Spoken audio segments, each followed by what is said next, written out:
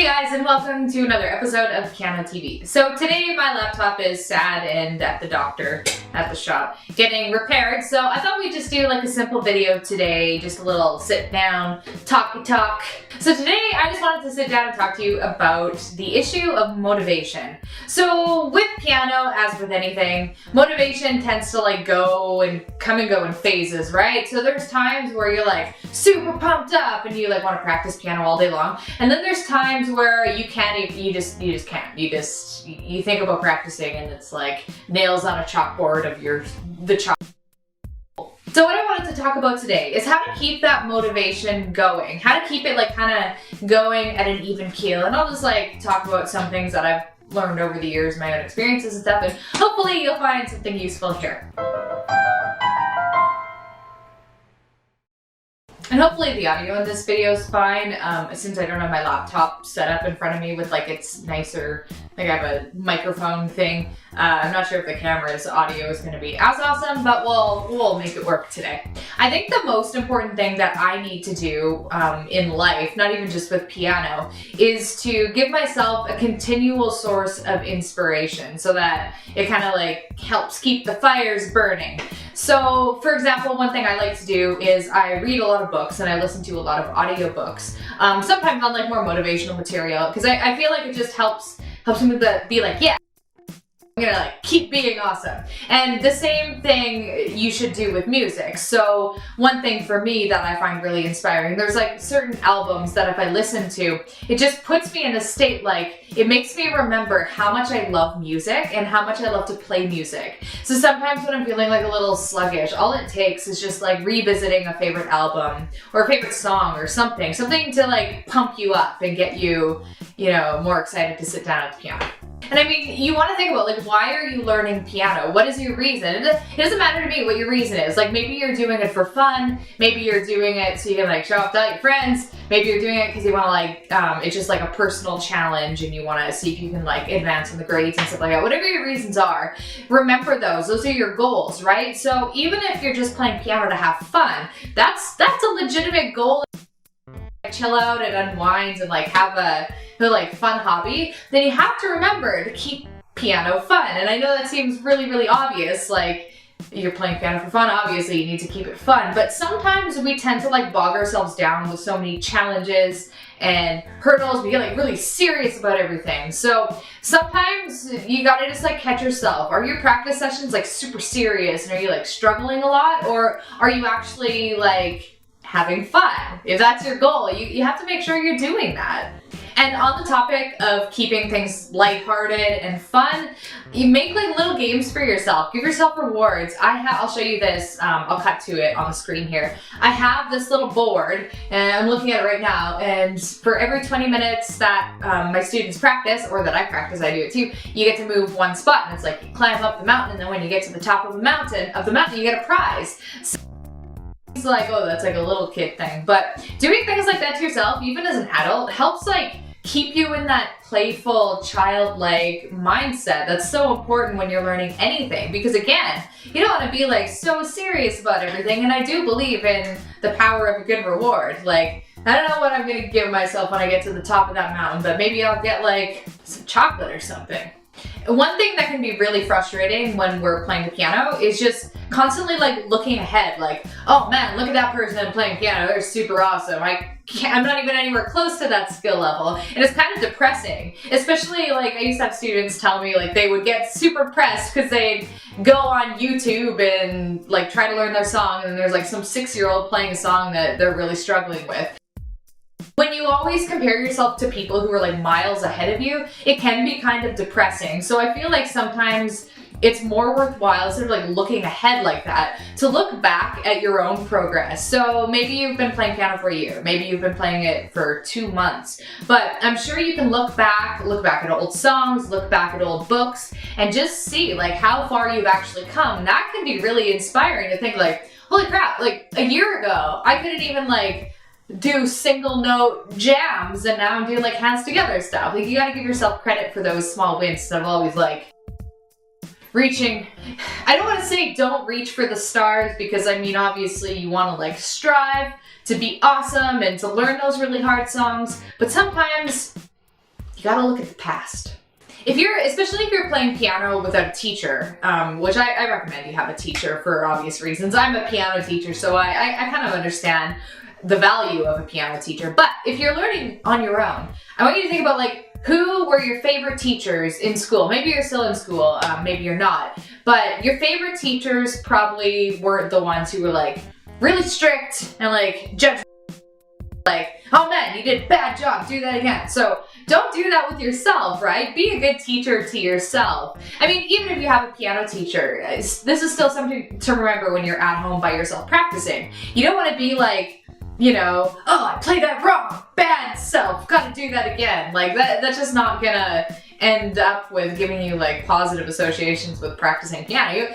Be like a good teacher to yourself. So what kind of teacher do you consider good? Someone who maybe can point out constructive criticism and you know, like problems, things to work on, but find strengths and be like, that was awesome. So that's so important. If you're playing something, instead of being like, oh, every mistake all the time, remind yourself, like, what are you doing good? Like, what's working? Be nice to yourself.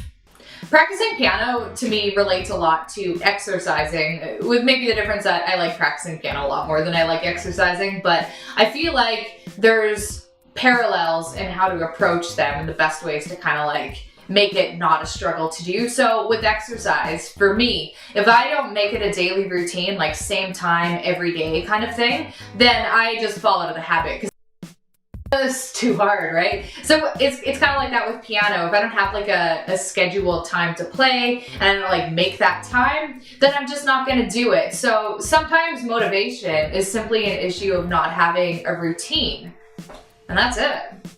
Remember to stay flexible too, because sometimes we can get really rigid. Like, you know, maybe I pick up a song and I start learning it and I'm like really determined to learn it, but maybe it's like way too tough. Or maybe I'm halfway through a song and I just don't like it, or I'm not really into it, I'm not feeling it, but then I'm like, no, I started this, I gotta finish it. Sometimes it's just better to let those things go because they're gonna drag you down.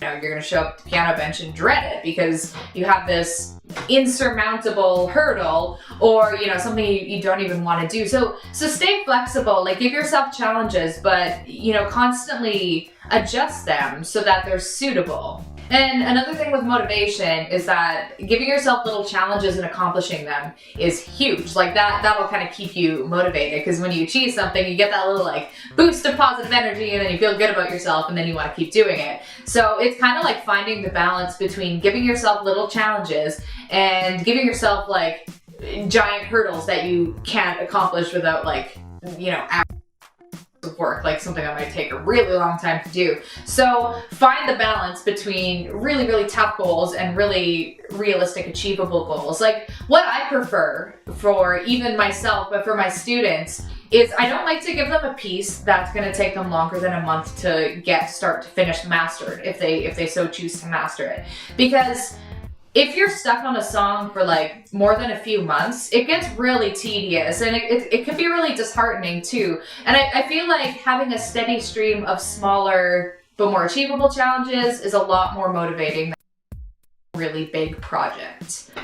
It's a little bit, I feel a little bit saying this next one out loud, but like it really is important to sometimes just like sit and daydream about your goals and what you want to accomplish. So that's just like, I don't know, sometimes when I'm lying in bed at night, it's like my brain goes to like my ultimate reality where I'm like playing Rachmaninoff perfectly or something. Like sometimes of visualizing something like what you want to achieve, doesn't matter what it is, like big or small, can really fire you up. It's like, yeah, I want to do that. That sounds awesome. And then you're kind of boosted up to go get that goal.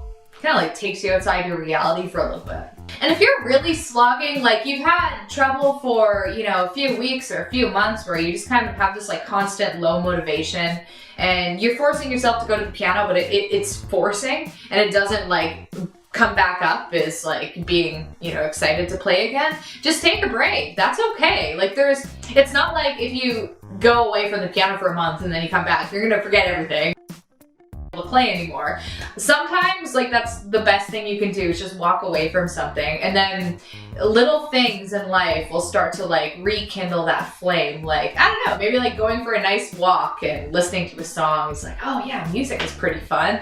Or, you know, maybe you see your friend play piano and you're like, oh yeah, that, okay, I'm gonna practice again. But there's no harm in taking a break, and sometimes that's the remedy, that's the antidote. So that's just off the top of my head some of the things that I do to combat any low motivation.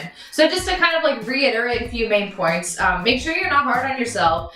Don't be so negative. Like try to find good things, try to be positive about the whole experience, have fun, give yourself treats, and keep your eye out for, you know, inspiration. Like surround yourself with inspiration. Have like an inspiration that, or like, you know, listen to good music or listen to good books or anything that keeps you like fueled up to keep bettering yourself as a human and practice piano. Thank you so much for watching this video.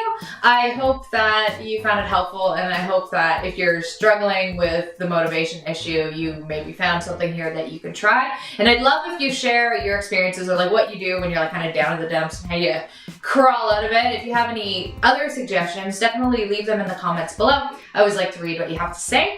And as another note, I just wanted to remind I do have a 32-page ebook called How to Practice Piano and Enjoy It. Actually, I don't think it's exactly those words. I know the name of the thing I wrote. But if you want to check it out, I'll link it in the description box. It's completely free, and it's basically just everything I've learned from teaching over the last 10 years on what I think makes like the most effective use of your practice time. So I'd love if you check that out. Thank you so much for watching. Send us a like if you liked it, and I'll catch you next time.